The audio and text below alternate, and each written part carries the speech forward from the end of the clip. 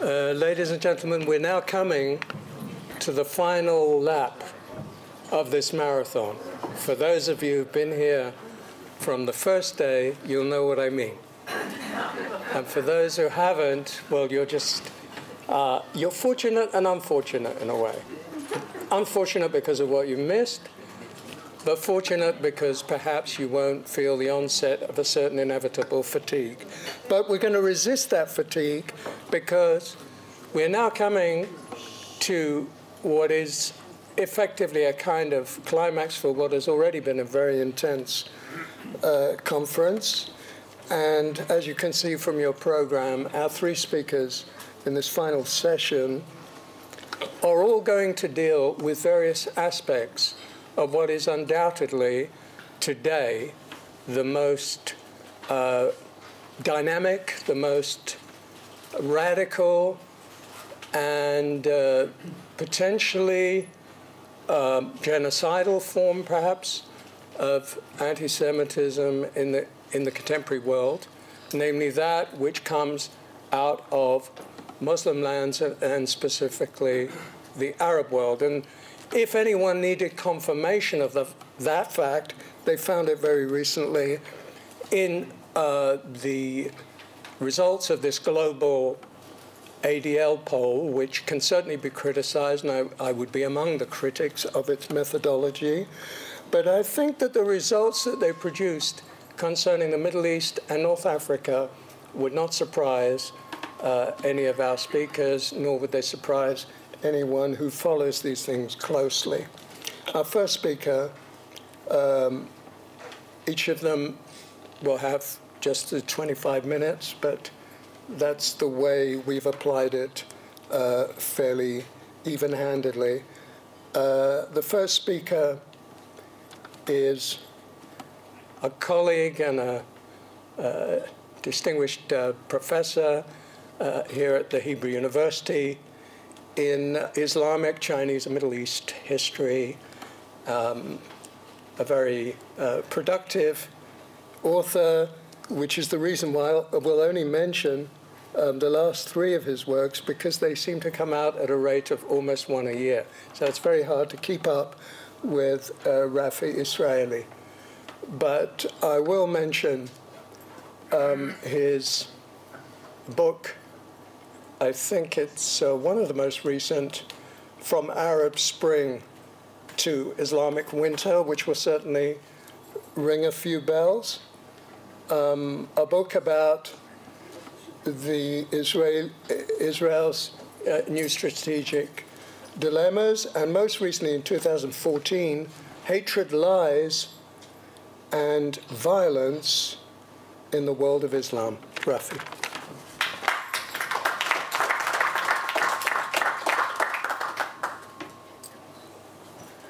Hi, Shalom, Mr. Chairman, and good friends. First of all, thank you very much for the generous words of introduction. As a matter of fact, I found myself praying to the Lord. I said, oh, God, forgive him for exaggerating so much, and forgive me for enjoying it so much.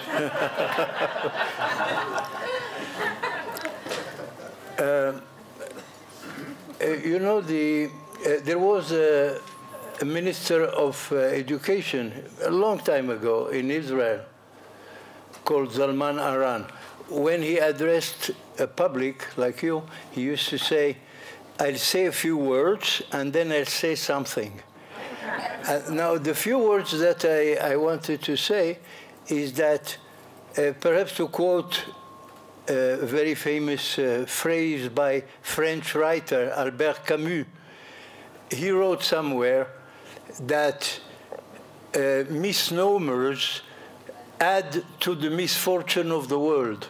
In the original French, is mal nommer les choses, c'est augmenter le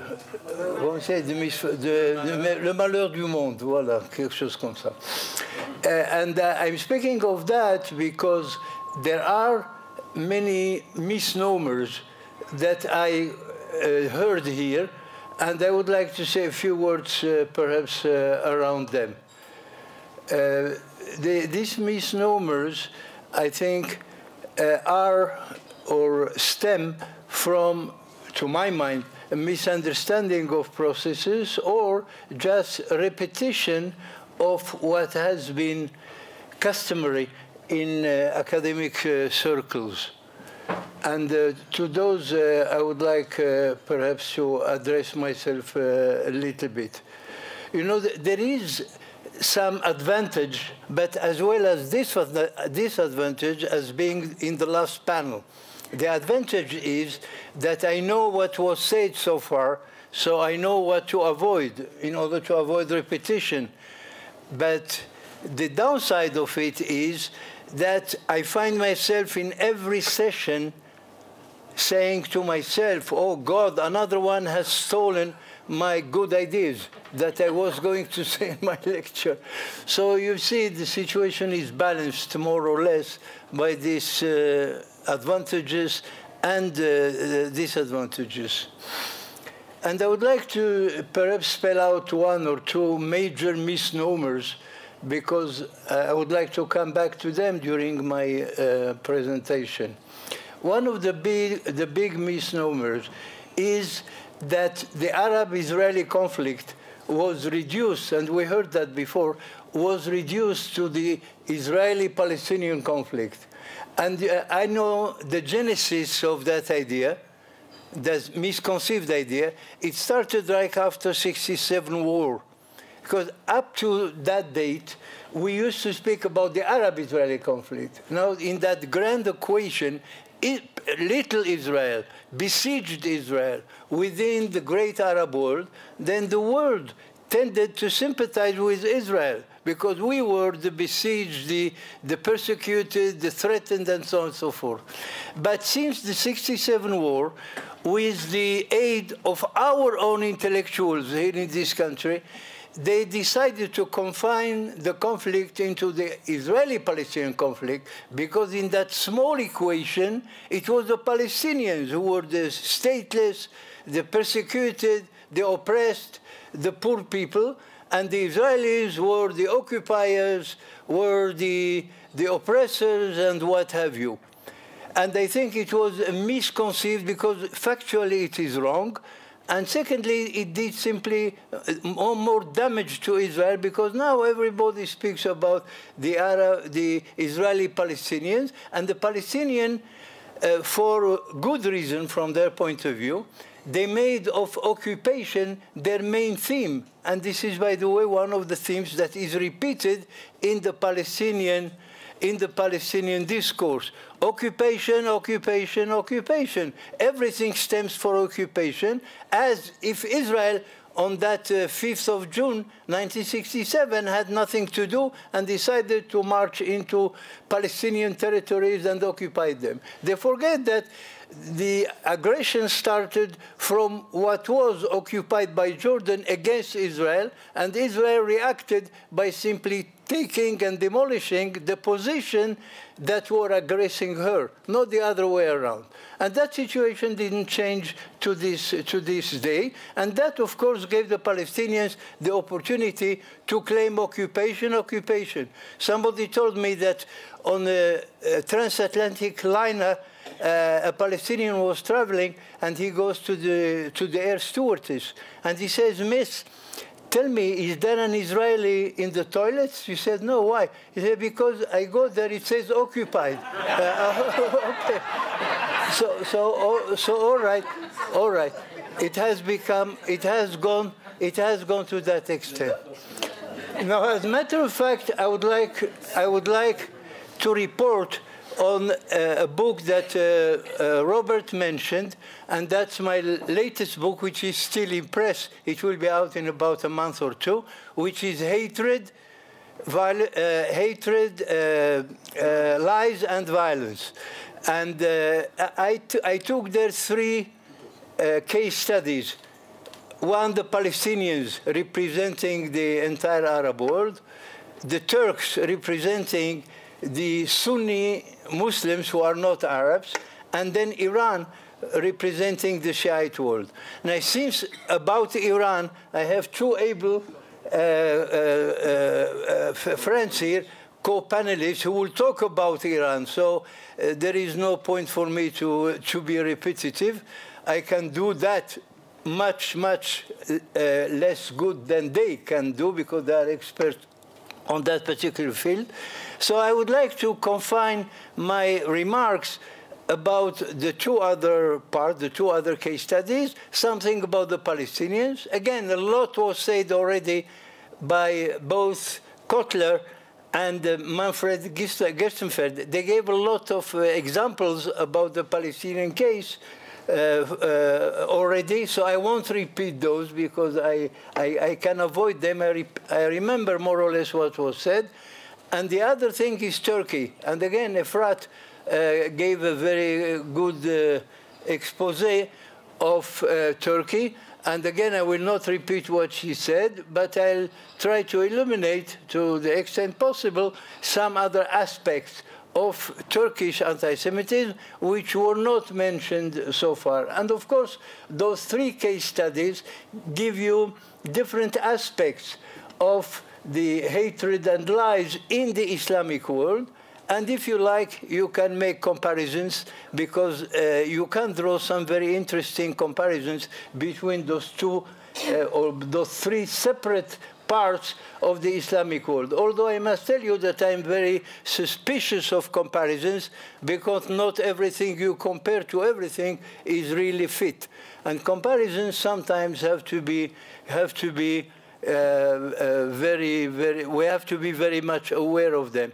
You know, comparisons just remind me that in the house of a rabbi, very famous rabbi, he observes that on the eve of Passover, just before the Seder, his son tasting matzah. And lo and behold, matzah to taste before the Seder is no good. So he makes the remark to himself, he said, "My son, how dare you to taste matzah before the blessings of the Seder? You know that doing that is comparable," I come to comparable to a bridegroom who mates with his bride before the blessings of the wedding.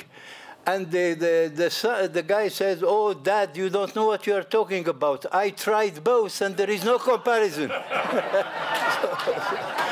So compare things. So about the Palestinians, what I can add that was not said is that, first of all, I think it is a mistake to assume that only the so-called Islamists, and I don't know what that means, because there is Islam, there is no Islamism, despite the fact that it is repeated so many times. There are degrees of compliance or degrees of observance. You can observe it more like there are Jews who go to the synagogue every day, and there are Jews who go only on Yom Kippur, or Jews who don't go at all to the synagogue, but they are all good Jews. So the difference that has to be made is between Islam, or between Muslims, regular Muslims, common Muslims, and the Muslim radicals. There are Muslim radicals, but there is no Islamic radicalism. Because if you say Islamic radicalism, you mean that there is moderate Islam. And both of them speak in the name of Islam. They have exactly the same principles from the five bases of Islam to jihad. They all believe in exactly the same things. Some of them are patient, and they want to defer that until there is an opportunity to do them. But they are all, usually, all fans of that kind of Islam, and they dream of a day when they can do it. Those who are called the radical Muslims, they can't wait. They want everything, and they want it now. But in terms of doctrine, these are not two doctrines. It's the same Islamic doctrine and so on. And therefore, I come back to the Palestinians, to think that it's only the radicals or the Hamas or those Islamic Jihad and so on who are anti-Semites is simply wrong. Because anti-Semitism cuts across the board. Most of the Palestinians, we have to remember, for example, that the so-called suicide bombers, so-called I say because it's erroneous, there is no suicide there, and that's another thing that we can consider. There were more suicide bombers among the so-called Aqsa Brigade, who are members of the PLO, than among members of the Hamas. Yeah, true, it started with Hamas members, but it became such a modality of killing Jews out of anti-Semitism, which runs across the board, that everybody, even the PLO, the Aqsa Brigades, started to commit that kind of crime of killing others by sacrificing themselves. That's different from committing suicide, as all the others. And therefore, I think, again, it's a mistake to speak about that differentiation, which, to my mind, does not exist. So if we speak about themes that I can add to what was said already about the Palestinians, for example, I spoke about the theme of occupation, and we said already what we said. And then you have the repetition of the theme of the great map, that legendary map that's hanging on the walls of the Knesset, which speaks about the borders of Israel from the Nile to the Euphrates. It's there. There are Palestinians, that is, Israeli Arabs, who are members of the Knesset. They have been there in all corners of the Knesset. Nobody ever saw that map. And nevertheless, they continue to repeat the same nonsense. And of course, to demean Israel, to delegitimize Israel, what have you, as an expansionist state and so on. But there are even more outrageous themes that transpire through what the Palestinians have been writing and saying here and there. For example, after one of the intifadas during the time of Arafat, he said that in order to quell the rebellion, Israelis used ammunition made out of diluted uranium and so on. I inquired in all the spheres of the army and so on. It was simply pure nonsense. Or they even spread all kinds of rumors that the Israelis have distributed toys to children with explosives inside, you know, to blow them up. Or they have said that the Israelis have spread some kind of chewing gum among Muslim women all over the Islamic world in order to, it's an aphrodisiac, in order to corrupt Muslim women from their innocence to drag them into sexual corruption. And things of that sort. They even embraced the outrageous and the delirious idea that the Israelis have brought the sharks to Sharm el-Sheikh area. You know, there was a time when sharks frequented the coast of Sharm el-Sheikh, and of course it drove away the tourists. And who could do that? Of course, only the Mossad. And the Mossad has good connections with the sharks, as you know, and those things were achieved. In other words, there is a whole series of images that have been repeated by the Palestinians. I only added that to what was said by Kotler and by Gessenfeld about the Palestinians. Every one of their examples that they spelled out, I knew it because I encountered it in my own writings. Now, the time that is left to me, I will say something about the Turks that Efrat did not mention. The question is not what the Turks say in the street and so on and so forth, because I hold the opinion that what the leaders say has a very great impact on the mind of the people. People tend to repeat what the leaders say. And here, maybe some of you don't know, the day that, if you like, that it was announced that Erdogan won his second term, that was in 2006, and so on, a national newspaper in Turkey published the following story. He said, do you know, he addresses, of course, the Turkish public, did you know that in his youth, when he was a youth leader in the Islamic Party of Erbakan, back in the 40s or 50s, Erdogan, as a leader of that youth, he wrote a play to be acted, and he was one of the main actors. He played it. And that play was called Maskoya. Maskoya is the acronym for three elements. Mas is Masons, of course. Ko is the communists. And Ya is Yahud, the Jews. And he combined together the three most evil elements that he could conceive of in Turkish society, and he attributed to them terrible things. And the fact that he insisted to play those roles himself in that play says something to that. And I think that if you are brought up in that kind of ambiance, you cannot, I think, suddenly divorce yourself from it and become a Philosemite.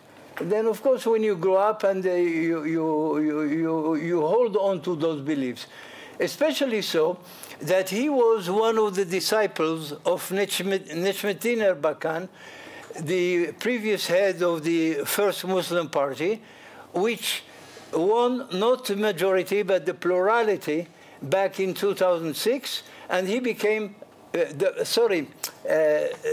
1996, 2006, it was already Erdogan, his disciple. So in 1996, he won the plurality. That is, he was the head of the largest political party in Turkey, according to the election results, and therefore he was entrusted with the task to form a government in Turkey. And for the first time, the civil government of Schiller, Ecevit, and all those that we knew disappeared from the scene. And here you have an Islamist of the worst kind, because if you read what he published in his internet web on the same year of 2006, when his student or his disciple, Erdogan, stood for elections, it simply makes your hair stand on end. I think never did I encounter, well, since the Stürmer or since the other terrible writings attributed to Hitler or others, such outrageous vocabulary against the Jews. Jews are a bacteria that has to be, of course, eliminated. He even tells it to the general readers in very, very attractive terms by telling them stories and giving them examples. For example, you buy an air ticket to go from Istanbul to somewhere in Europe.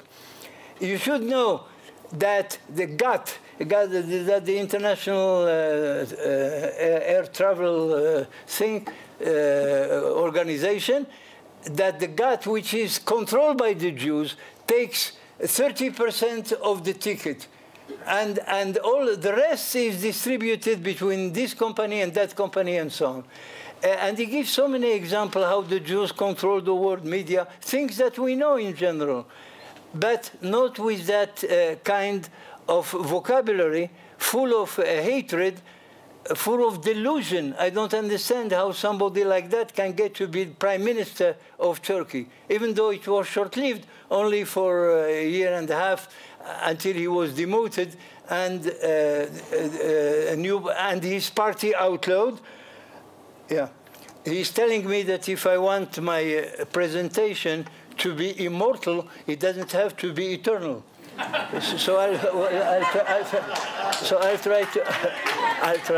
I'll try to.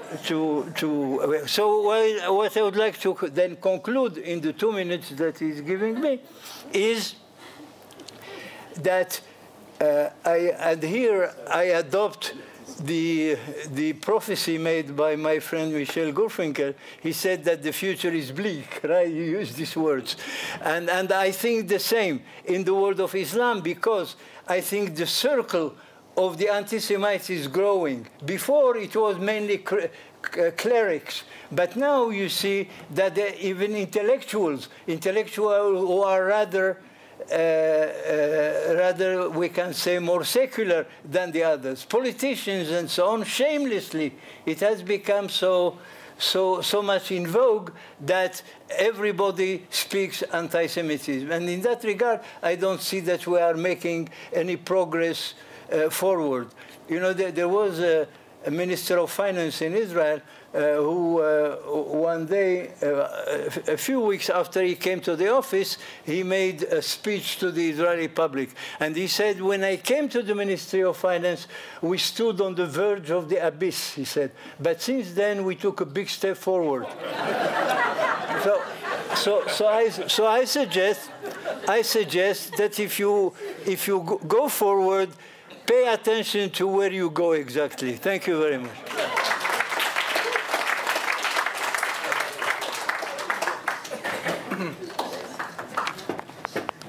Thank you, Rafi. I think the audience will now understand why I reserved the last session to have Rafi as one of the speakers, because after 3 days of such intensity, one also needs to loosen up. And there's nobody else I know at the Hebrew University or any other Israeli university who has the most astonishing repertoire of very good jokes, also knows how to tell them. I don't know how he manages to remember them. That is a phenomenon. Actually, there was one joke that crossed my mind. I don't know if it's in your repertoire, whether you can confirm it, but allegedly this was a joke made by an Arab-American comic about the Palestinians. So nobody can accuse me of Arabophobia or Islamophobia. I'm just repeating what he said in New York. He asked the question, how many Palestinians does it take to change a light bulb? And the answer is none, because they all prefer to sit around in the dark and blame the Israelis. Well, that's an Arab American, I repeat. Did you know that one? Yes. You did?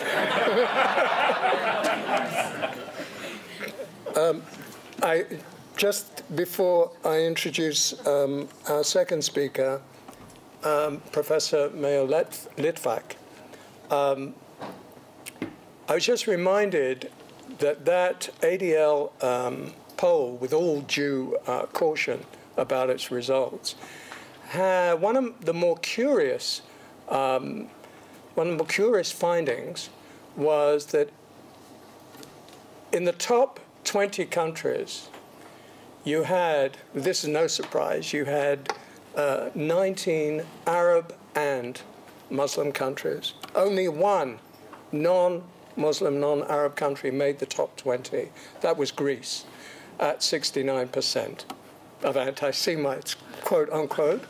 You know, I am cautious about those results, but nevertheless, what they showed is that for the entire Middle East and North Africa, the bottom percentage was 74% of people holding anti-Semitic attitudes, let's put it that way. And the highest percentage was in the Palestinian territories, 93%.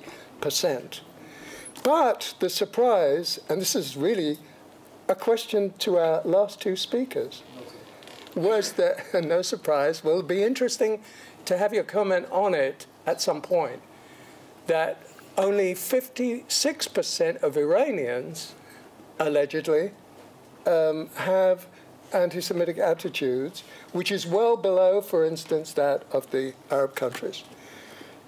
Professor Meir Litvak is associate professor of Middle East history, and also the director of the Center for Iranian Studies is indeed an expert on Iranian studies at Tel Aviv University. He's spoken a number of times here at Siksa in the past.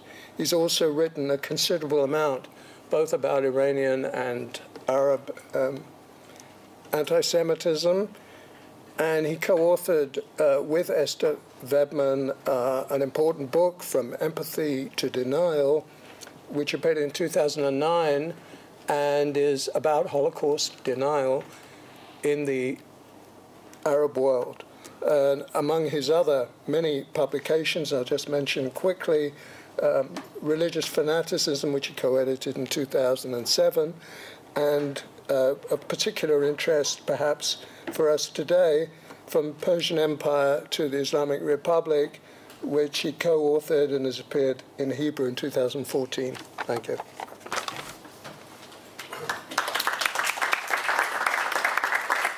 Thank you very much. My talk will be much less happy or humorous, much gloomier. The Islamic Republic of Iran has been until recently the only country in the world which employed as a state policy unambiguous anti-Semitic discourse, culminating in the denial and implicit justification of the Holocaust. Now, Iranian spokesmen, as well as some Western apologists of the Iranian regime, claim that Iran makes a clear distinction between anti-Zionism and anti-Semitism, that it is not anti-Semitic but only anti-Zionist, which is therefore legitimate. Others claim that Iranian rhetoric is mainly instrumentalist in order to gain support of the frustrated Arab masses in order to save Iranian regional aspirations.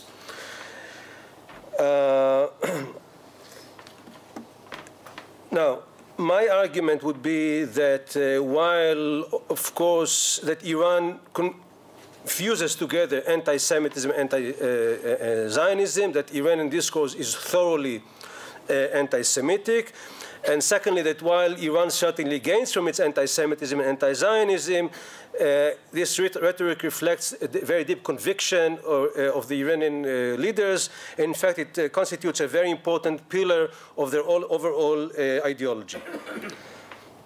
Now, during the last year, following his election as president, Hassan Rouhani sought to downplay the overt anti-Semitic discourse while maintaining an unambiguous anti-Zionist posture. But it is doubtful, as I hope to show, that this change reflects a profound ideological change, and in my view, it is more a tactical move. Now, historically, Iran has been the most intolerant Muslim country to Jews ever since it had become a Shi'i state in the 16th century, following its unification by the Safavids. And the root cause for the precarious situation of Iranian Jews was the Shi'i religious intolerance, which greatly exceeded the common practice toward the protected minorities, al-Dhimma, in Sunni countries.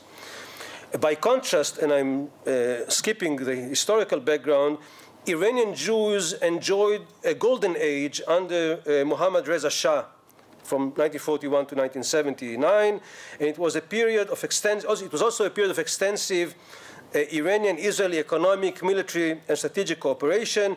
At the same time, various clerics and pro-Islamist intellectuals voiced and disseminated strong anti-Zionist and anti-Jewish attacks. The 1960s mark a turning point in the rise of anti-Semitism in Iran due to the growing rift between the Shah and the Islamic opposition, which exacerbated Iranian animosity toward Israel for its alliance with the Shah. The shift away from pro-Western intellectual discourse, which had existed in Iran before, to Islamist anti-Western one since the early 1960s, had also important ramifications on Iranian attitude toward Zionism and Judaism, which were, because both were now perceived as offshoots of Western imperialism set up in order to oppress the Muslims. Yet it was Ayatollah Ruhollah Khomeini who emerged in 1963 as the leader of the Islamist opposition to the Shah, who incorporated anti-Semitism as an important component of his overall religious and political doctrine. Therefore, following the 1979 revolution, when Khomeini and his disciples became the new rulers of Iran, anti-Semitism became an integral component of the regime's ideology and political discourse. I should also mention that anti-Zionism is a felony punishable by death in Iranian law.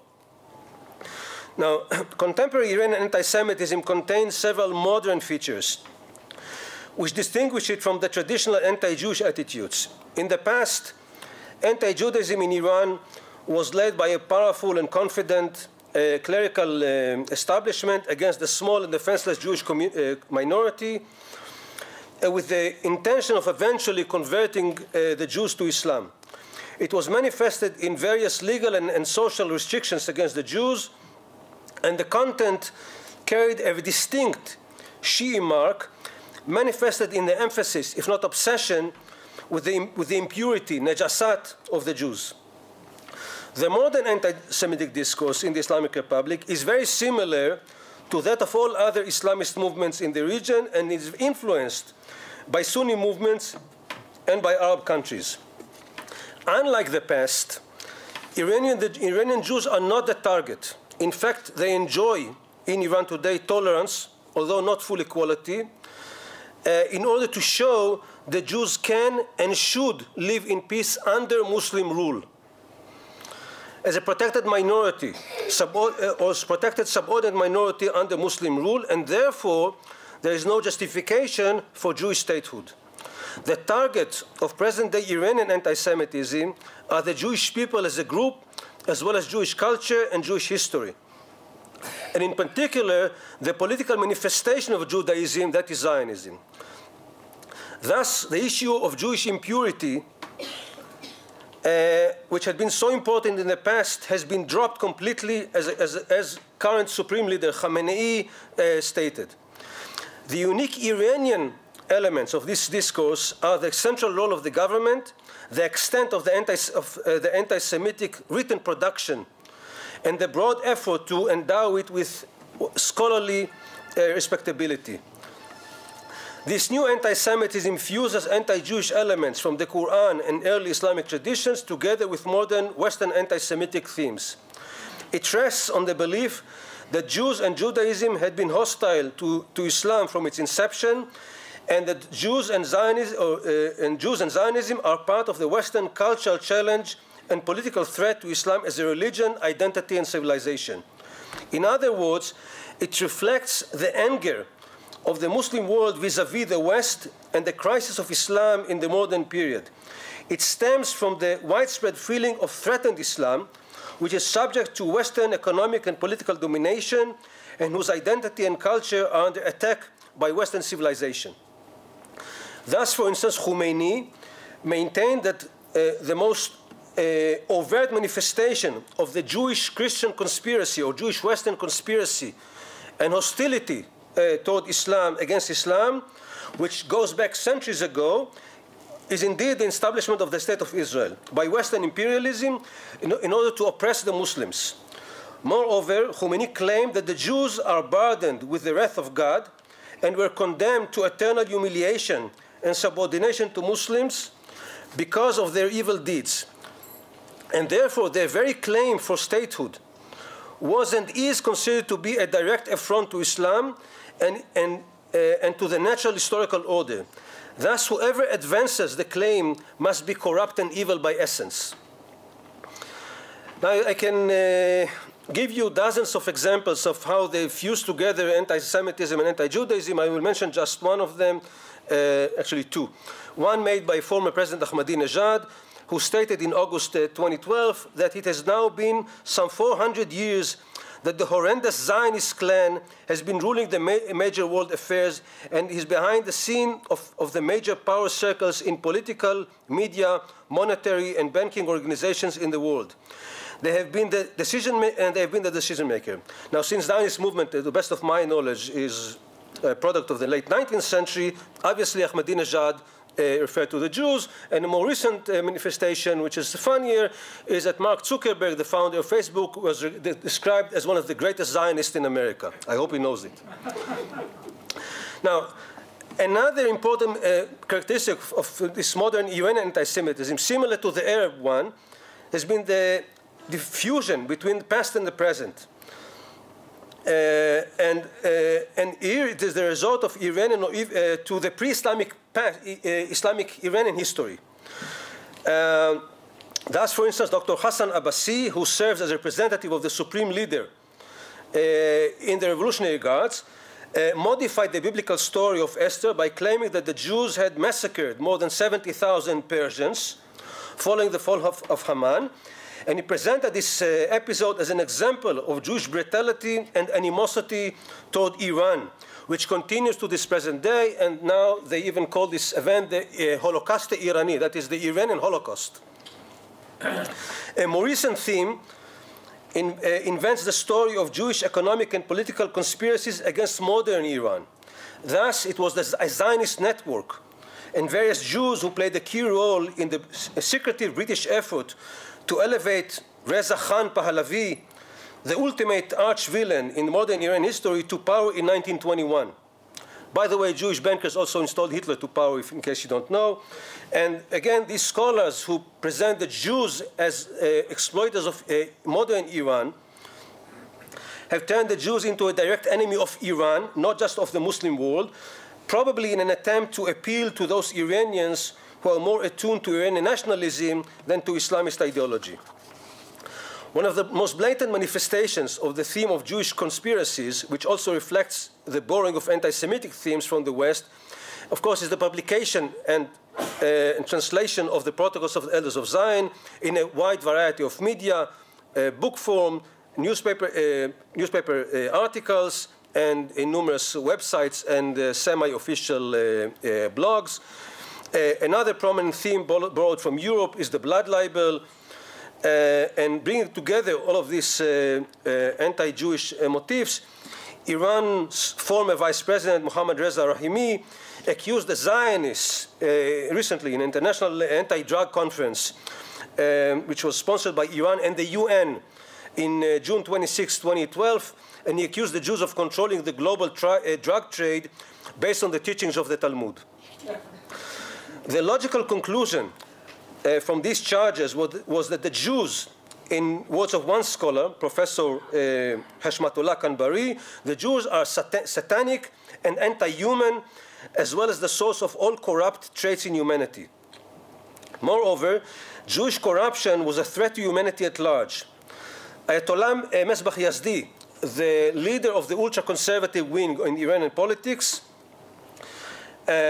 described the Jews as the most corrupt and most seditious group among all human beings, and he warned that the Jews will not leave the Muslims alone until they destroy Islam. Now, the emphasis on corruption is very important because, again, the Iranian constitution contains an article that corruption on earth, if sad fil ard, is a major felony in Islam and is punishable by death. That is, if the Jews are corrupt on earth, it implies that the Jews deserve to be killed. Alongside the wide-ranging attacks on Judaism and Zionism, quite a few writers reject the charges of anti-Semitism. They describe this allegation as a malicious ploy in the psychological warfare which the Zionists wage against their enemies to deflect criticism from their crimes. One writer, for instance, who denies the existence of anti-Semitism as an historical phenomenon, explains that Jewishness, Yehudiyat, in itself is the problem. Being Jewish is essentially embracing both a sense of superiority over other people and deep fear and paranoia from them. Or in his words, Judaism is neither race nor religion, but is in fact a mental disease, Bimare Ravani, and the only solution for the Jews to cure this disease is to reject and deny Judaism. The various anti-Semitic arguments and portrayal of the Jews culminate in the Iranian preoccupation with the Holocaust. Now, former President Ahmadinejad has rightly earned notoriety since his assumption of office in 2005 for his repeated denial of the Holocaust. But Holocaust denial did not start with Ahmadinejad. Rather, it began among senior members of the Iran political and clerical elites, first and foremost Supreme Leader Khamenei, who continues to deny the Holocaust to this very day. but it certainly underwent a qualitative and quantitative jump under Ahmadinejad. Iranian Holocaust denial is not a consequence of ignorance of historical facts. The great effort to provide denial a pseudo-scientific basis reflects a certain awareness of the enormity of the valid evidence of the Holocaust. In addition, the widespread reliance on Western Holocaust deniers is a product of selective and manipulative readings and borrowing of material published in the West, and of the conscious disregard for the vast scholarly, journalistic, and literary output dealing with the Holocaust that does not suit the Iranian line. It also reflects the broader phenomenon of a narrow and superficial borrowing from the West, which is typical of Islamist movements in general. The Iranian discourse of the Holocaust is primarily one of denial. It attributes the Holocaust myth of fabrication to a Zionist American alliance designed to serve the malevolent political goals of both parties. The deniers claim that since Zionism lacks any moral or historical justification, and since Zionism rests on a series of unfounded historical myths and outright distortions, the Zionists invented the story of the Holocaust in order to gain legitimacy and gain popular support, and of course extort money from Germany. At the same time, the US used the Holocaust myth as a means to expand its influence as a superpower and deflect criticism from its own major crimes committed during the Second World War.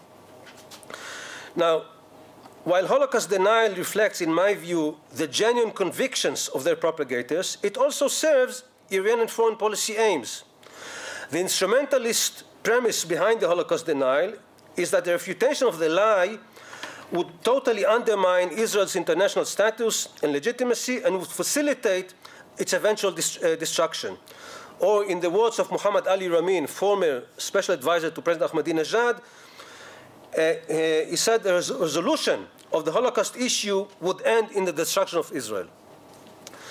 The usage of the Holocaust denial as a means to delegitimize Israel was also evident in the frequent comparisons by Iranian officials and media between Zionism and Nazism, and between the Gestapo-like policies of Israel and those of Hitler.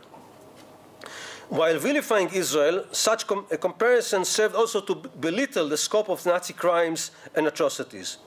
Thus, for instance, in one of his sermons on Jerusalem's Day, in 1998, Ali Akbar Afsanjani, then the #2 man in the UN hierarchy, denounced Israel as much worse than Hitler. He stated that the Zionists killed more than 1 million Palestinians and made millions others homeless. By contrast, Hitler did commit injustice against the Jews and other groups. Hitler did persecute Muslims, Christians, atheists, and Marxists, and he did kill 200,000 Jews. The figure 6 million is merely a Zionist invention or propaganda ploy by the Zionists. Rafsanjani also equated Zionist ideology with Zionism. Zionism ideology with Nazism. Iran was also, by the way, the only country in the world who voted against the UN resolution to declare Holocaust concerning Holocaust denial, and described it as by this resolution basically prepared the burial of the UN because it violated the principles of human rights. While denying the Holocaust, again, some Iranian spokesmen also found some justification for Hitler's actions against the Jews. I'll make it very brief. Since the end of the 19th century, the Zionists controlled Europe. They dominate every European country. All other governments were totally unable to do anything against the Jews, and therefore Hitler simply tried to liberate Germany from Zionist domination, and then he did what he did to the Jews, and the Palestinians suffered because of that. Now, if you look at recently, President Rouhani certainly tries, or is clearly avoiding, I would say, overt anti-Semitic rhetoric, and it is well known that both he and Foreign Minister Zarif sent this Rosh Hashanah blessing on the last year. Rouhani also tried to evade Holocaust denial by trying to say that he is not an historian, and he condemns any crime against any group. Foreign Minister Zarif was much more forthright, and he publicly condemned the Holocaust as a crime, although he hastened to say that whatever the Nazis did, of course, does not justify the establishment of Israel and the suffering of the Palestinians. Significantly, his remarks alarmed the conservative faction in parliament, and they summoned him for interpellation. Why he served why does he have this reactionary stance toward the bastard Zionist regime and the Holocaust? In response, he explained that he does not want Israel to use the Holocaust idea as a weapon against Iran, and that he claimed that his policies were successful in isolating Israel.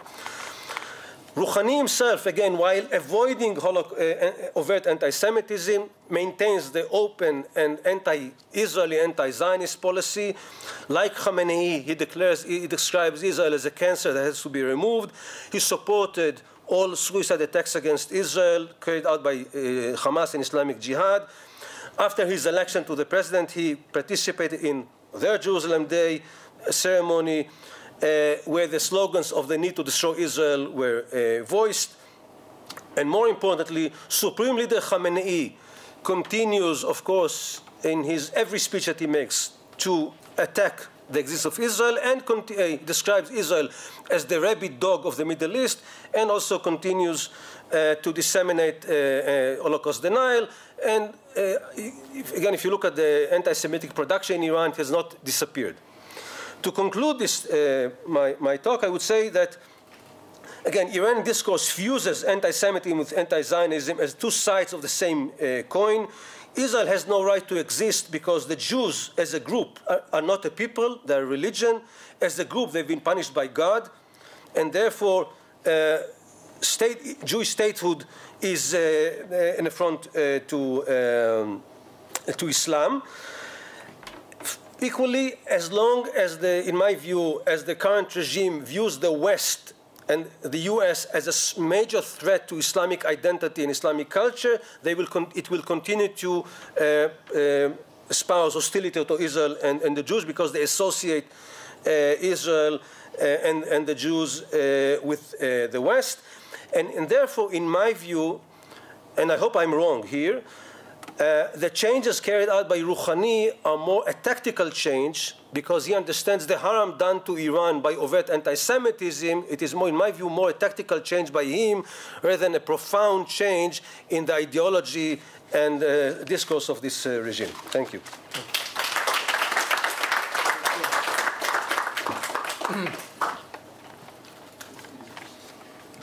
Professor Litvak mentioned that recent pronouncement by the Supreme Guide of Iran concerning Israel as the rabid, or Israelis as the rabid dogs of the Middle East, which reminds me that my first encounter with Iranian anti-Semitism, direct encounter, goes back to the summer of 1982.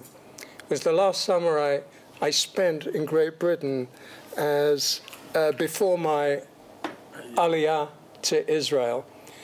And as a kind of parting memory of London, I decided to go one Sunday to Hyde Park to see what's happening, you know, in the domain of free speech, or what the British consider to be free speech. And by that time in 1982, this was still the begging government. The Lebanon War had just broken out, and the Falklands War had broken out more or less simultaneously. And virtually all the soapboxes had been taken over by Muslim speakers. There was barely a white face to be seen, and it was interesting to see. Some were haranguing the crowds in Arabic, and there was one box, you know, which was Iran. It was reserved for Iranians. And, you know, I went over, and they were handing out literature. So I received a little pamphlet which had the imprimatur of the Iranian embassy in London, and a publication called Imam in English. So I decided this could be very enlightening and instructive. So I took it away with me, as well as a little booklet containing the Imam Khomeini's pronouncements on the Jews in Israel, which was also quite illuminating. You know, little extracts of pearls of wisdom. And when I actually read Imam, the one thing that stuck in my mind, beyond all the things that you recounted about how the regime of the Ayatollahs, how they view the Jews, how they view Judaism, how they view Zionism, especially in Israel, what stuck in my mind was an essay which was designed to demonstrate the utter irremediable decadence of the West, of Western civilization, and attributed this decadence to the stranglehold that the Jews had established over that same Western civilization. And there were many examples, and most of them were banal, and we've heard them in different contexts through this conference, control of the media, but they were also blaming the Jews, both for the Lebanon War, of course, and even for the Falklands War, somehow. You know, because Mrs. Thatcher had a number of Jews in her cabinet. But what was really impressive was the reference to the way that the British, and more generally Europeans supposedly, treat their dogs. And this was obviously a key point in establishing the degeneration of the West.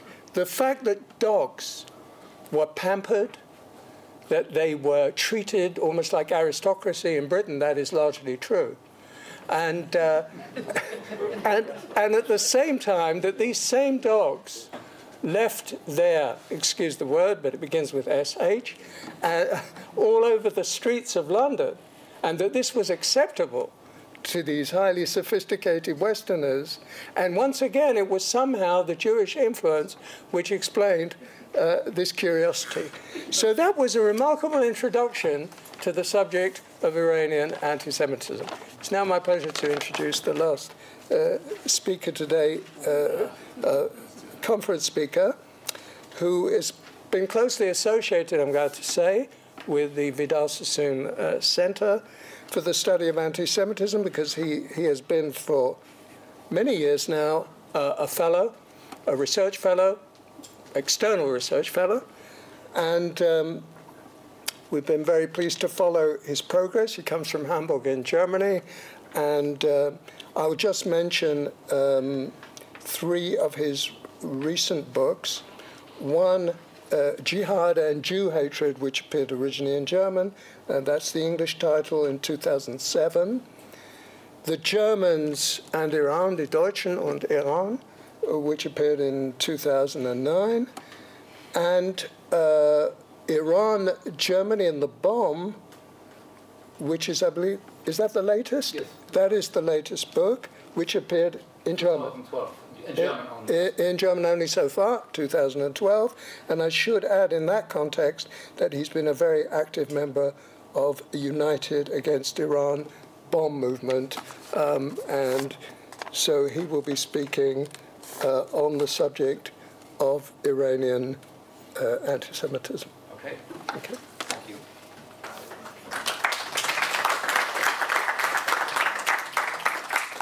Thank you very much, Robert. Of course, and good afternoon, ladies and gentlemen, friends, colleagues. I'm very grateful. Robert was one of the very few academics who supported and encouraged me throughout those years. And everything has been said about his leadership already, but still not by everyone. So just let me add this one sentence, that I have the feeling that we urgently need your leadership in the forthcoming years too. So thank you very much.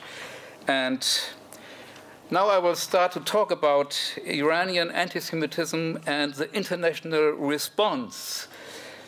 And important is that Iranian anti-Semitism is exceptional in at least 2 respects. Firstly, it is a revolutionary anti-Semitism. Its scope is global, its program is chiastic.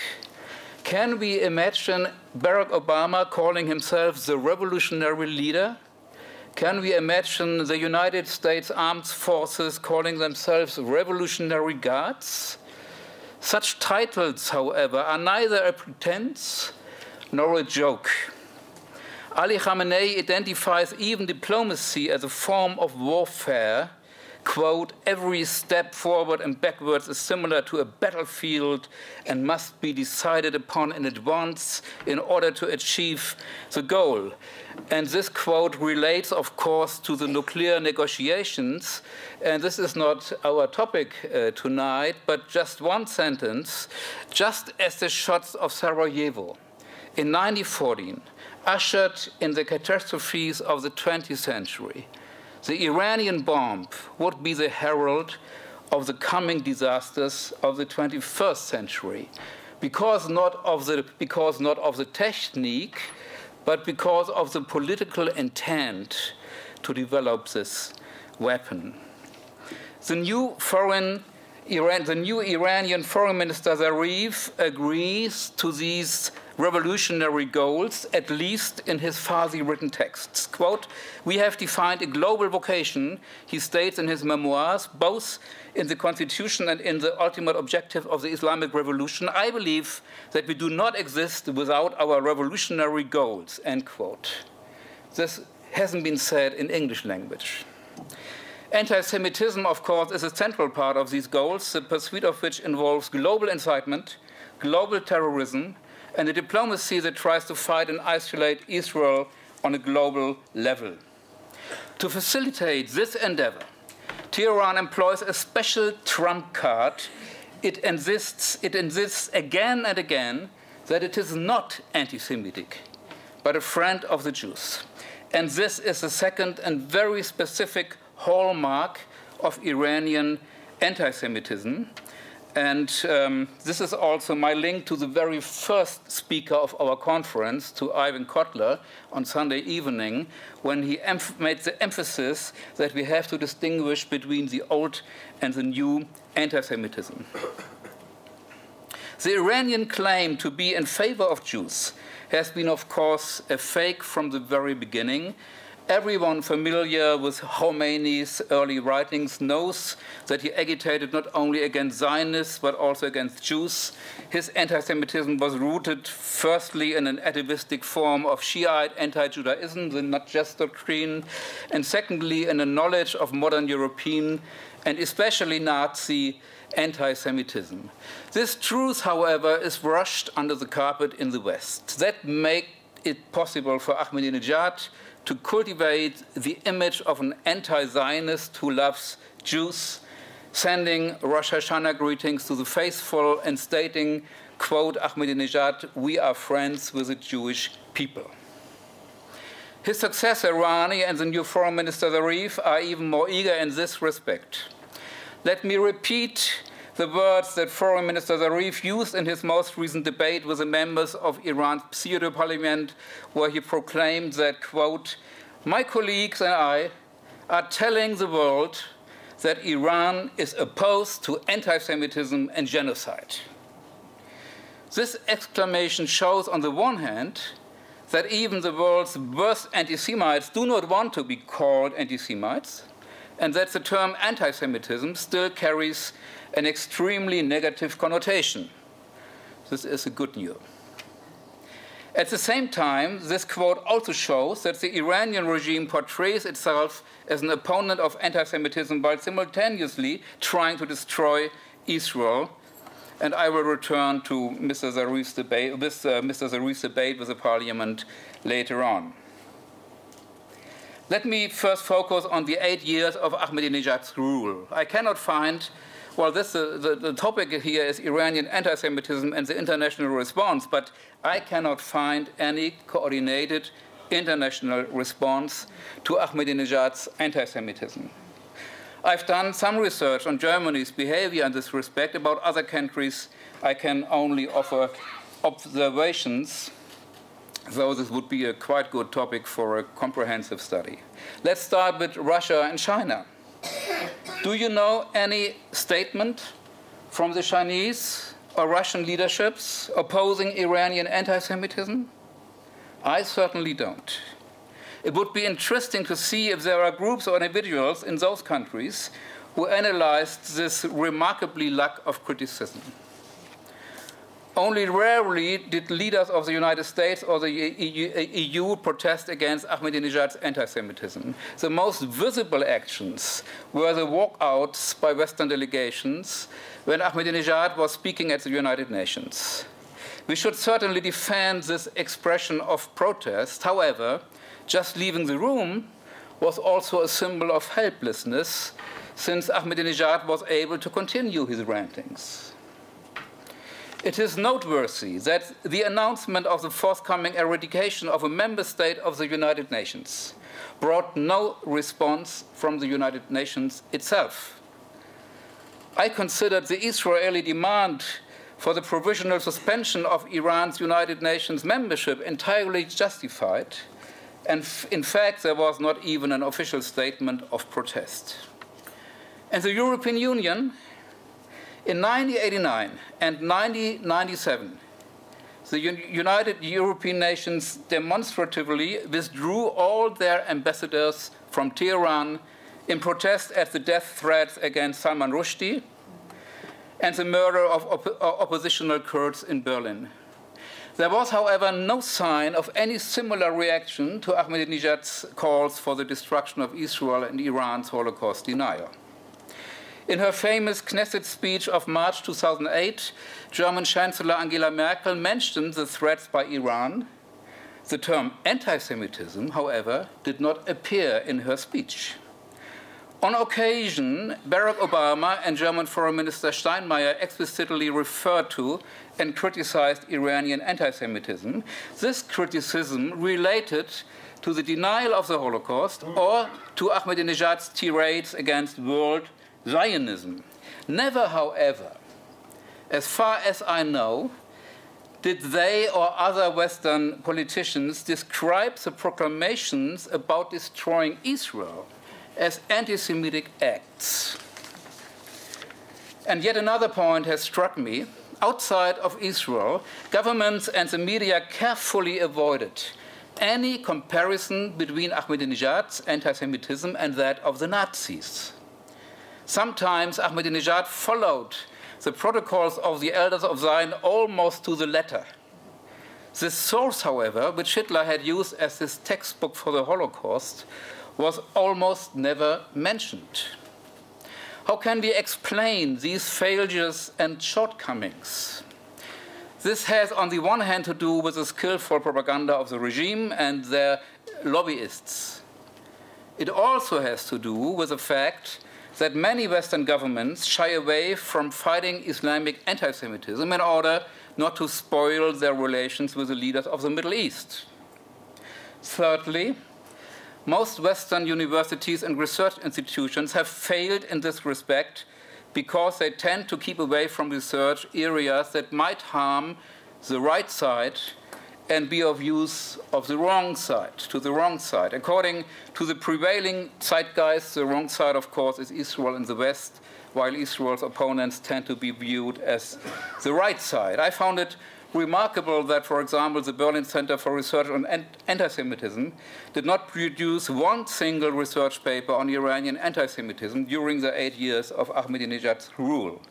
Fourthly, the remembrance of the Holocaust within Western civil societies frequently avoids any references to the Iranian threats and incitements. Finally, anti-Israelism is rampant in many circles of the Western societies, and there is a close connection between the acceptance of hatred of Israel and the nonchalance towards Islamic anti-Semitism.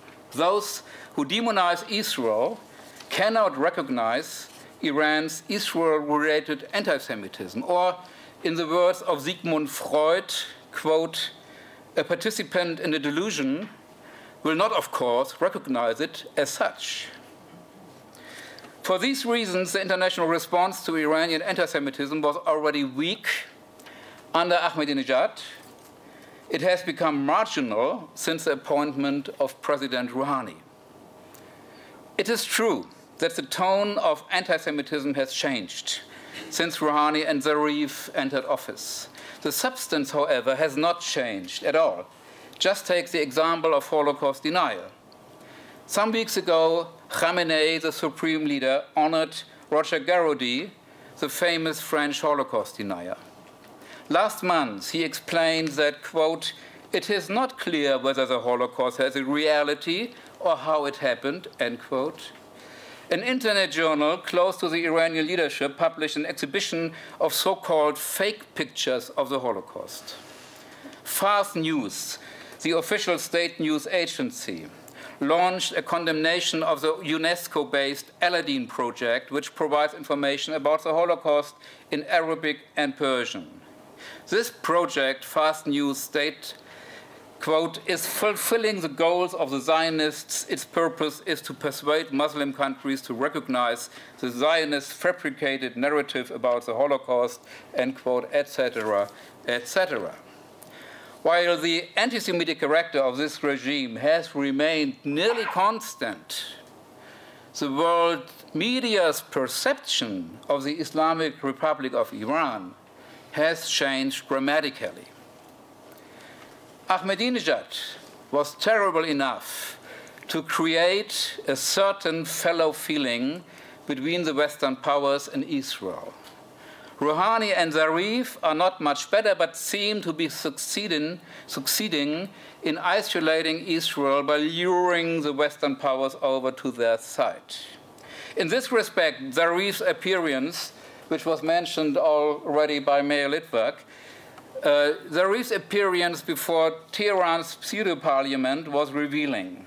The hardliners had called the foreign minister to account for his, quote, "reactionary attitude towards the Holocaust," that is, his alleged hesitancy with regard to Holocaust denial.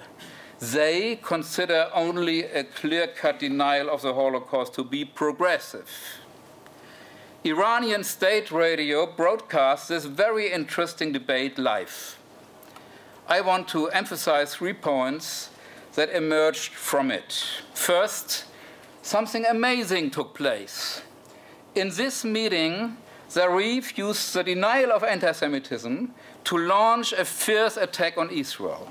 I quote him, "Netanyahu shamelessly raises a hue and cry that Iran is denying the Holocaust and says that Holocaust denying Iran is after creating another Holocaust by producing an atomic bomb." He continued, "I will not allow the Holocaust to be exploited to ruin our national image and dignity." So Zarif denies the fact of Iranian Holocaust denial as brazenly as some of his compatriots deny the Holocaust itself. But the culprit is always the same, Israel. So far, Tehran has denied the Holocaust in order to harm Israel avowedly. Here, Zarif tries to convince his compatriots that showing a certain reticence in denying the Holocaust could do Israel perhaps even more harm. Secondly, it became clear during that debate that Zarif is used to saying one thing abroad and another at home. One of the lawmakers accused him of making different comments inside and outside of Iran. Quote, "When Zarif is overseas, he adopts different positions," end quote. Did the Iranian foreign minister disagree with this accusation? Not at all. Quote, "In response, the Iranian foreign minister said that his comments to questions from the international media were designed to combat attempts to portray Iran as aggressive and dangerous." So those comments are just a masquerade intended to fool stupid people all over the world. Zarif, however, not only admitted his double talk, but justified it as a means to isolate and harm Israel. And this is my third point. At the meeting in Tehran, Zarif boasted of the damage his diplomacy has already inflicted on Israel. His new approach to diplomacy, quote, "had stolen Israel's thunder and had put an end to Israel's portrayal of Iran as a danger. In order to underline the success of his anti-Israel diplomacy, he stated, quote, that forces in the region, including Hamas and Hezbollah, had thanked him for this success. Here we see again, the Iranian claim not to be anti-Semitic is in fact a special tactic directed against Israeli Jews. Tehran does not intend to lessen its enmity towards Israel in exchange for a bilateral thaw with Washington. On the contrary, quote, the Islamic Republic is offering to diminish its enmity towards the West in exchange for the latter's abandonment of Israel, wrote Z.N. Magen in a remarkably essay.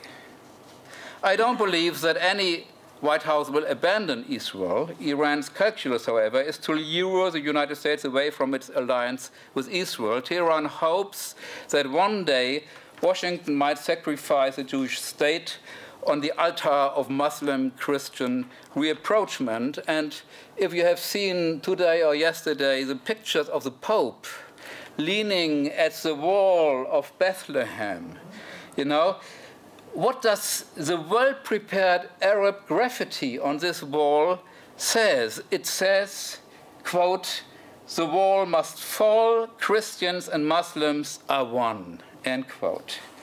And again, last Friday's prayer in Tehran, conducted by Ayatollah Khashoggi, quote, the Western world must distance itself from the Zionists.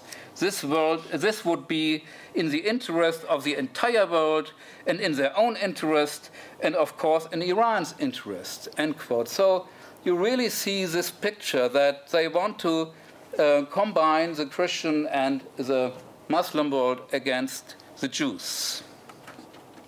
The Iranian attempt to isolate the Jewish state by driving a wedge between Jerusalem and Washington has intensified against the background of the Geneva talks. As a regular reader of the New York Times, it is my impression that the more Iran succeeds in upgrading its image, the more Israel's image seems to be downgraded. I also sense a new dimension of indifference when it comes to Iranian anti-Semitic attacks against Israel. Let me give you a final example. In November 2013, Ali Khamenei ranted and raved at the Jewish state, calling it, you know the quote, calling it a sinister, unclean, rabid dog, and added that, quote, Israelis should not be called humans. Khamenei used this language just hours before negotiations about the nuclear program between Iran and the six world powers were set to resume in Geneva. Previously, such ranting had led the Western diplomats to leave the conference room of the United Nations General Assembly. Now, the Western powers did not even address Khamenei's inflammatory language during the talks at Geneva. The fact that the leader of an American dialogue partner used language that recalls Nazi incitement went unheeded. A different picture is surprisingly offered by a professor from Tehran. Quote, I don't know who entrusted Iran with destroying Israel, asked Tehran professor Sadek Tzibakalam during a speech at the Islamic Azad University in Mashhad some days ago. Quote, none of the other countries that have a nuclear program have stated that they want to destroy a country. Has the United Nations given this mission to Iran? When even a professor from Tehran is able to ask such necessary questions, why then not the international community? Who entrusted Iran with destroying Israel? And why is it that since the revolution of 1979, the Iranian leadership has sought to erase Israel alone of all states from the map? There is only one true answer to this question because of naked anti-Semitism. We have seen that the term anti-Semitism still carries an extremely negative connotation. What we urgently need to achieve as academics from many countries is to get Iran's efforts to destroy Israel recognized for what they are as anti-Semitism of the worst kind. Thank you very much.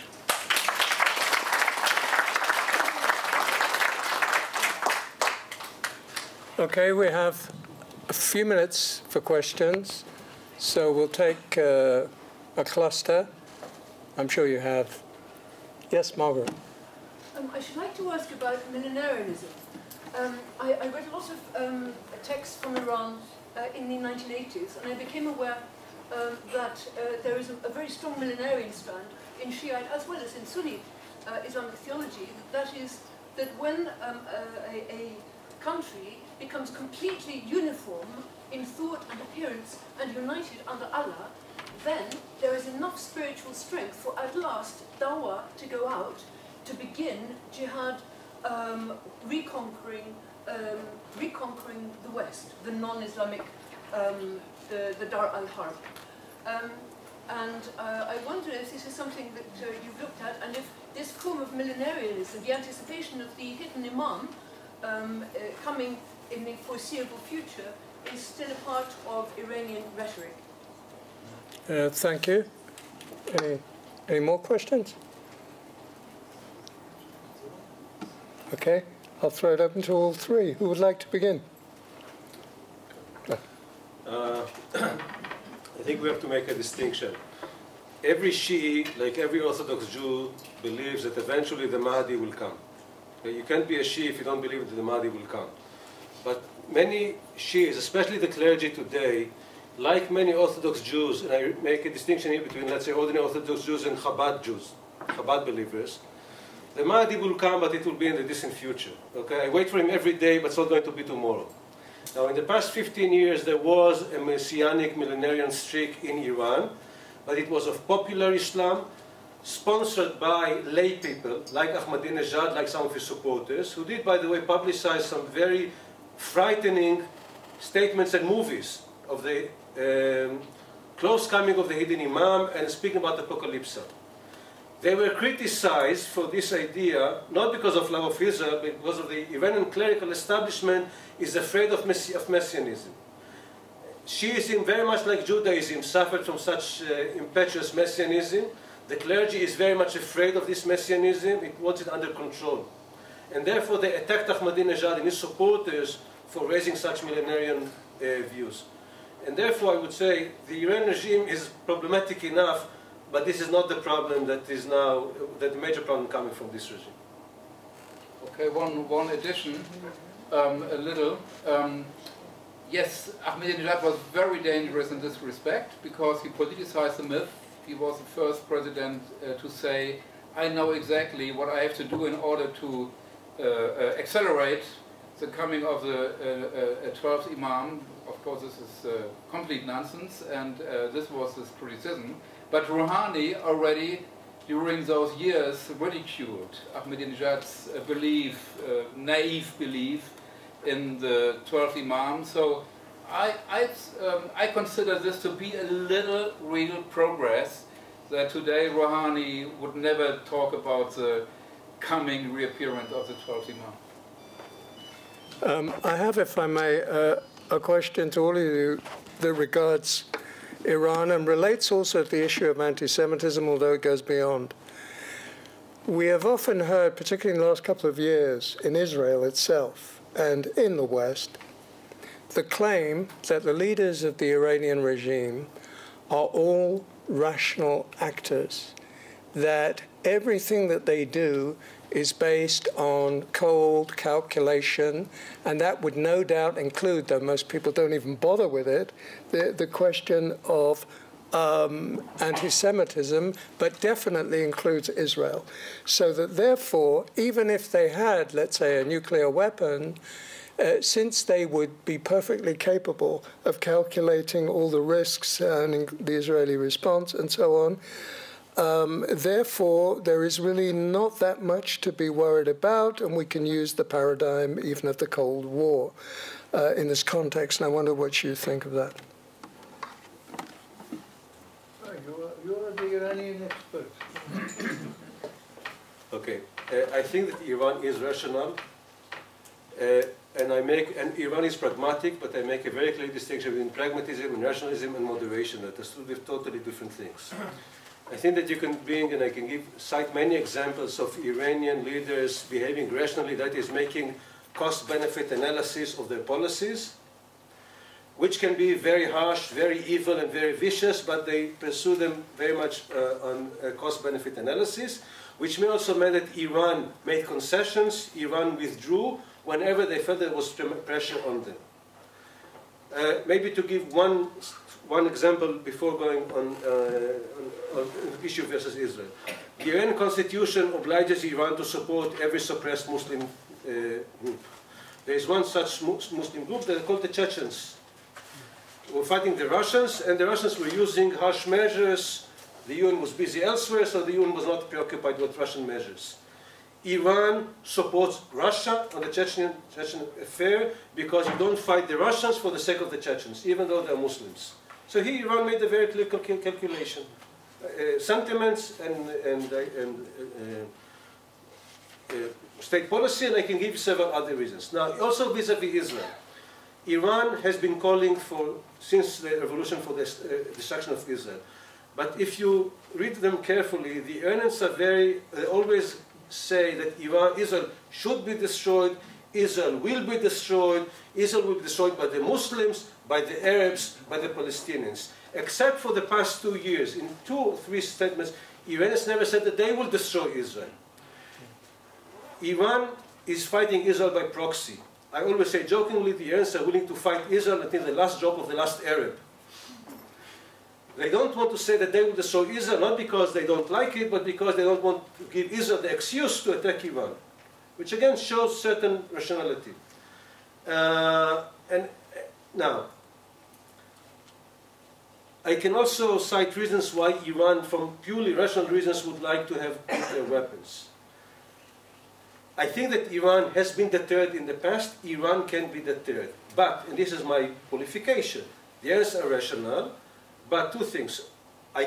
No one can predict that whatever will happen in the future, that is, they can believe that it is in their interest to do something else.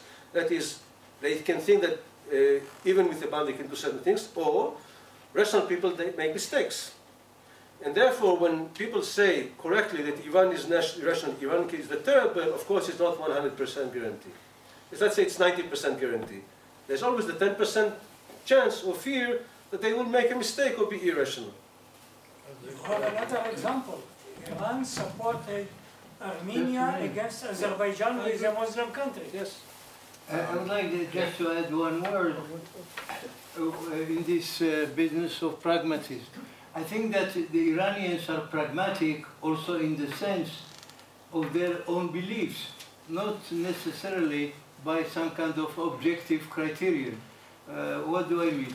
Those of you who are knowledgeable with the writings of one of the great rabbis in this country from the 30s, he wrote that you can be a believer in the coming of the Messiah, but you can be a believer in 2 senses. One is just to sit and wait. And that is, I think, for the most part, the Shiites, sitting and waiting, that there is nothing to be done. But the pragmatists, those who believe they are pragmatists, they want to do something about it. Exactly like that rabbi thought that by Zionism, by settling the land and so on, you can make the Messiah come faster. That means Zionism was a tool of precipitating the coming back of the Messiah. And that Ahmadinejad, for example, when he was the mayor of Tehran, he widened the main avenues of the city in order for the crowds that he was certain will be there to welcome the hidden imam when he comes back. So for him, that's pragmatism, that to prepare practically for the coming of the Messiah, not just sit back and wait for something to happen. True. Let us look at the following scenario. If Israel would bomb Natanz, That's a suggestion? No. It's not a suggestion. It's like a scenario.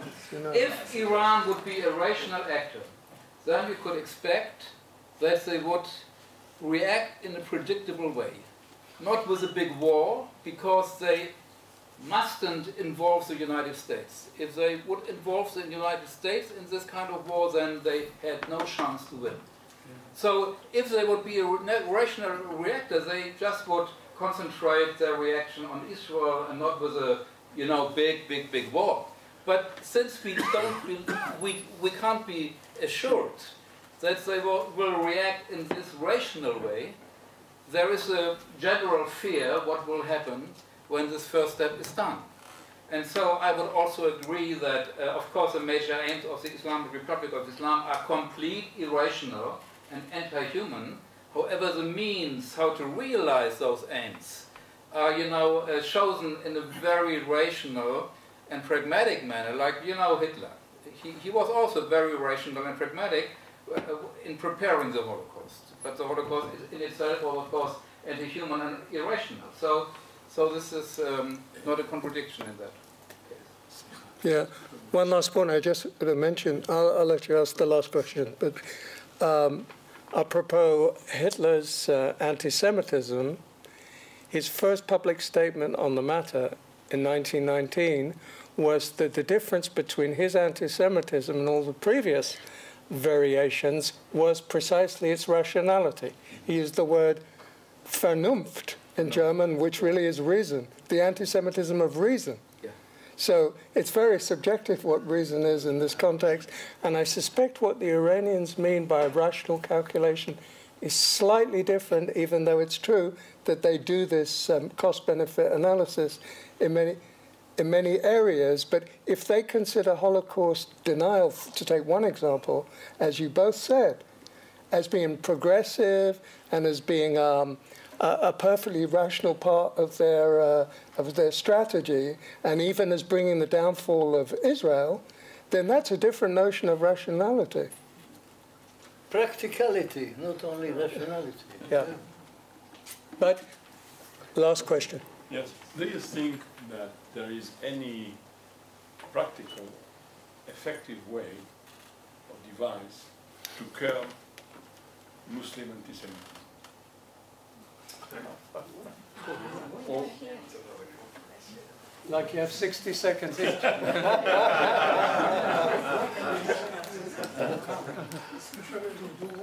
to curb Muslim antisemitism? No way. No, there is. No, I think there is.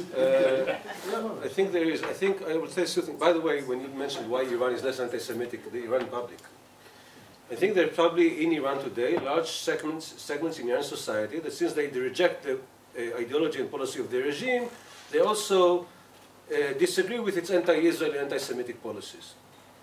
So one way, by the way, is to, we'll have 50 years of Islamic rule all over the Middle East, and the next 50 years will be secular Middle East. That's a high price. I think that the best way to fight anti-Semitism, and by the way, you can find it today in the Arab media, is by Arab scholars who concede that Arab anti-Semitism is harmful to the Arabs. That as long as the Arabs fail to address their problems and they fail to address the domestic reasons for their problems and backwardness and crisis, etc., they will never succeed. And this is the only way, in my view. It will not succeed completely, but it will be able to influence some segments of Arab society or Muslim society that anti-Semitism is first and foremost their problem.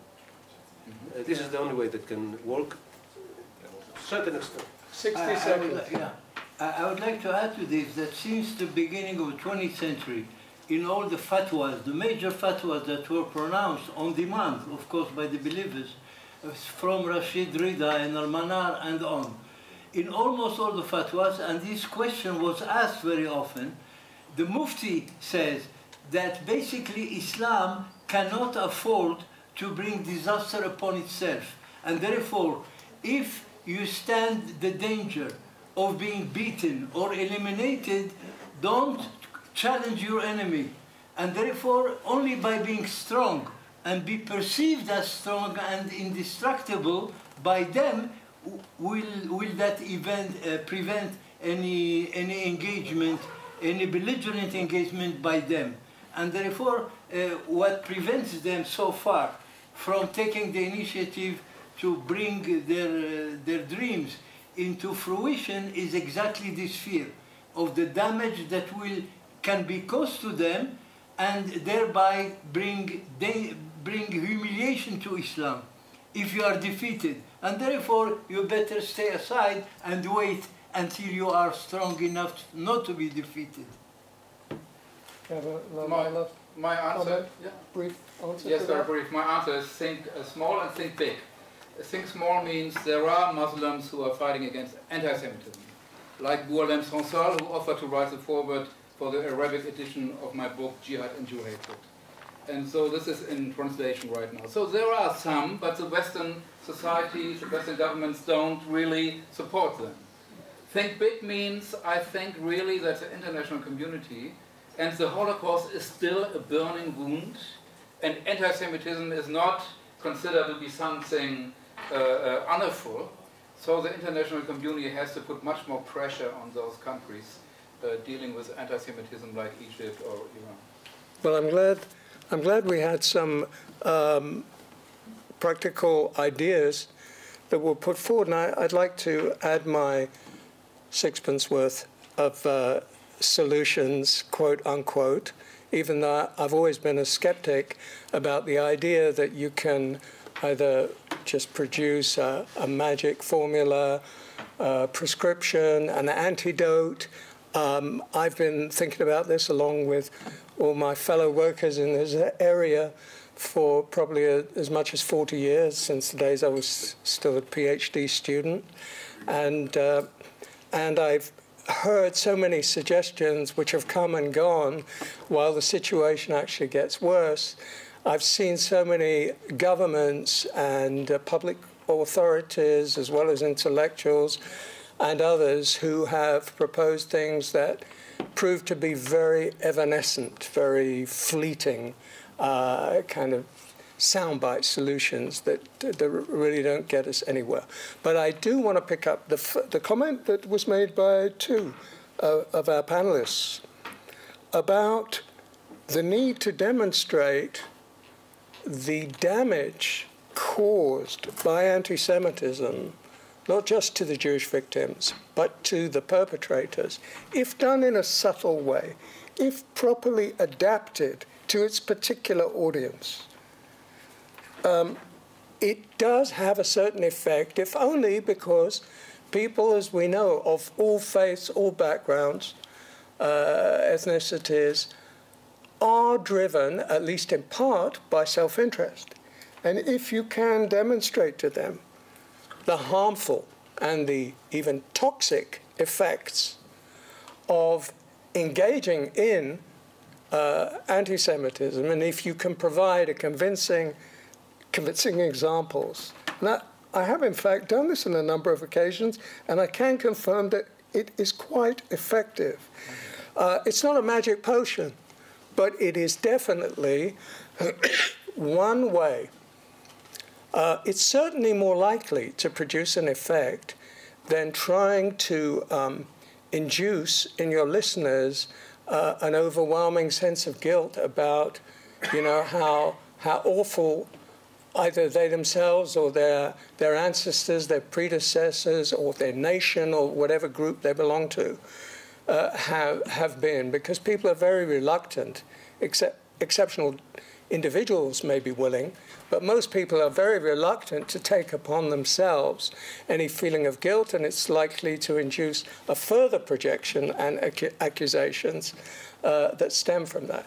And this is not sufficiently paid attention to, and it's one of the problems I've always had with a certain way of dealing with the question of the Holocaust by Jews and sometimes by Israelis. But nevertheless, we have to also recognize, we have to be realistic, that if you're talking about real hardcore anti-Semites, that particular battle is lost in advance. What you have to aim at is a much larger and more crucial sector of what I call either the undecided or the mildly prejudiced, who may just be open to some kind of rational persuasion, partly based on the self-interest we've indicated, but also on other factors, not least of which, and here I would join with what Rafi said, and Israel. Let's begin with Israel, but it applies to the Jewish diaspora. And Israel, which is not certain of itself, its collective self, its place in the world, the justification for its existence, why it is in this land, what its vocation is in the world, a leadership or representatives of Israel, and I regret to say this, but that's been my experience, who somehow, instead of radiating the belief in this country and the justice of its cause, which doesn't mean you can't be critical, shouldn't confuse those two things, but to believe in the underlying justice of your cause, to have a certain consistency, a certain determination in presenting it, that is the ABC of any form of leadership. If you don't have that, you cannot represent a cause, and nobody will listen to you at all. And on the other side, all the things we've said, which are, for most of us in this room, they are fairly horrific. We can't imagine people actually hold these views, which of course they do. They seem much more determined than the representatives of Israel or of the Jewish people in many cases. There are many honorable exceptions, but they're still far too few and not effective enough. And of course, that transmits itself to those who are your enemies or your potential adversaries, especially those in the middle. Because as I say, you won't convert the anti-Semites. But anti-Zionism is somewhat more fluid because it has a hard core, which again, you can do very little about. But it also has a softer core. And I think they are accessible. They can be persuaded. But that's part of the battle of ideas that has been woefully inadequate in the way it's been waged, both in Israel and in the diaspora. It's one of the things, certainly, that I've seen as one of the objectives of what this center does, and there are many like-minded people, and they have been at this conference, and they've been the participants in this conference, and they are our allies, because in a way, this has not just been an academic conference or a purely scholarly endeavor, although it has been that as well. I think most of the people who have spoken here also have a sense that they're speaking also on the front line or in the trenches of a very serious and conceivably fateful, battle whose results, if we do not defend our cause, and if we do not also unravel, demystify, detoxify all the things that we've been speaking about, the consequences could be dire. So that's what I think, in conclusion, is perhaps the most important immediate lesson. There are many others, and I'm certainly not going to go into them right now. There are many others that we could draw from these last 3 days. What I would want to say in a practical way, apart from thanking all my colleagues at SIX who have done a wonderful job in getting us all together and actually getting through the logistics and organization of this conference, and my thanks, of course, to every one of the participants who have made it here, who have presented us with some excellent papers and grounds for further reflection. What I want to say is our first immediate practical aim is to produce the book of these proceedings. I think we have every chance to get it out in 2015. I repeat what I said on the first day, that we need all those contributions by the 30th of September, that we intend to proceed with full speed. We have a publisher, not more than between 4,000 and 5,000 words, maximum 5,000 words. And we want to go on course with that. We have also more ambitious plans beyond that, but that's the first step. I also want, once again, to thank Mr. Charles Knapp and the Knapp Family Foundation, because this is the man that made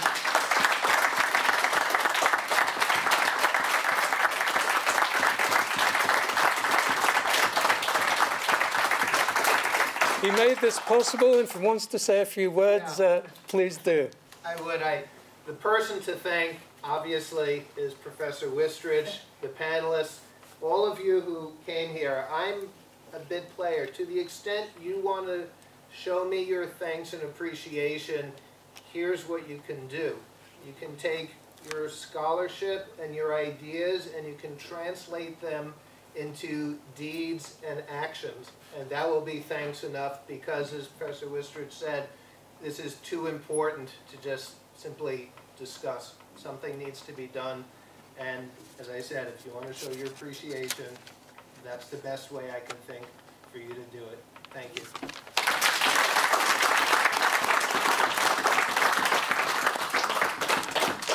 One last suggestion, which was made to me by one of our participants, Ben Cohen.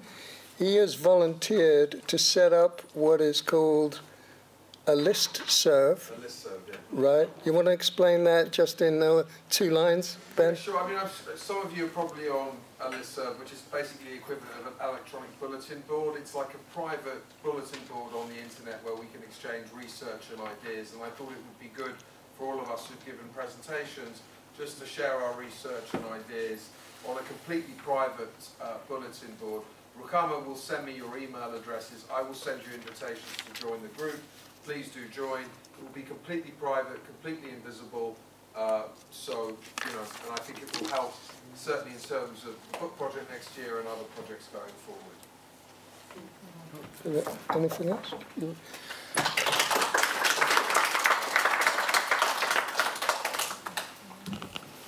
We survived it and got through it all.